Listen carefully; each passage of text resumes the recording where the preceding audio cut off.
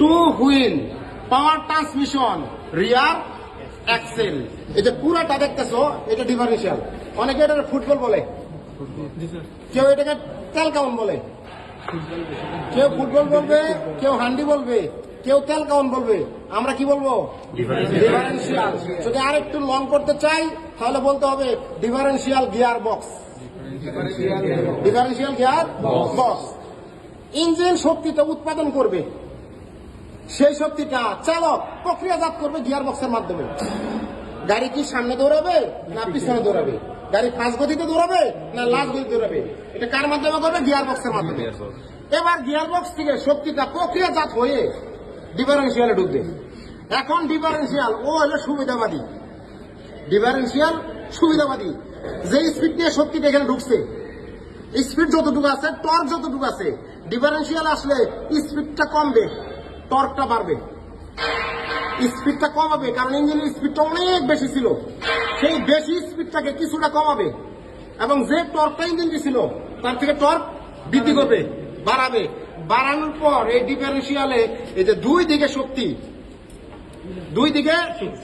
বের করবে, দুই দিকে শক্তি প্রবাহিত করবে, দুই দিকে শক্তি পরিচালনা দিবে। তবে কখন কাকে দিবে? যেদিকে সুবিধা বেশি পাবে। এই জন্য ওরা সুবিধাবাদী বলা হয়। চালক সোজা যাচ্ছে, যখন চালক সোজা যাবে তখন দুই চাকায় পাওয়ার দিয়ে, সমপরিমাণে পাওয়ার দিয়ে গাড়ি দৌড়াবে। এবার চালক যখন বামে কাটবে গাড়ি, বামে নেওয়ার সময় বামের চাকাটা চাপে পড়বে। ডিফারেন্সিয়াল যদি বামে পাওয়ার দেয় ওর কষ্ট বেশি হবে, কারণ চাপে বলাইছে, ওরা দিলে কষ্ট হবে না। চাপের ডানা দিয়া যেটা রিল্যাক্স পাবে, ফ্রি পাবে, ওটার মধ্যে বেশি দিবে। ওরে দিবে অল্প অল্প, ওরে দিবে বেশি। আবার যখন ডান দিকে ঘুরবে, ডানের চাকা চাপে পড়বে। ডানের চাকা চাপে বললে বাম চাকা পাওয়ার বেশি দিবে, ডানে কম দিবে। কখনো কখনো গাড়ি ফাইসা যায় না? এক চাকা কাদায় আছে, এক চাকা পাকায় আছে।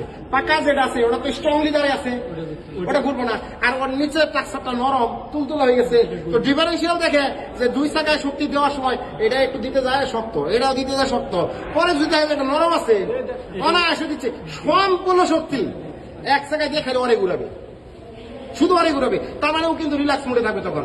আর তখন আবার চালক যারা আছেন জ্যাক আপ করে চাকাটা উড়ায়, নিচে এই কাদামাটি গুলো সরাইয়া পরে ইট বালি খোয়া যায় কিছু দিয়ে ট্রাক্টরটা শক্ত করার পরে আবার স্টারিং এ গেছে, স্টার্ট করছে, গিয়ার লাগাইয়া। ডিফারেন্সিয়াল তো আগের বার দেখছিল এটা সহজ নরম, এটা গুতা দিয়ে দেখবে কি শক্তি একটু ধাক্কাটা দিয়ে দেখবে এটা শক্ত হয়ে গেছে। তাহলে বামেরটা কি? বামেরটাও দিয়ে দেখবে এটাও শক্ত। দুটাই শক্ত তখন সে বাধ্য হইয়া কিছু করার নাই, দুটাই সমপরিমাণে পাওয়ারটা দিয়া এই যে গর্তের থেকে, এই খাদের থেকে, ঢালের থেকে কষ্ট করে কানতে এটা সামনে দিকে নিয়ে যায়।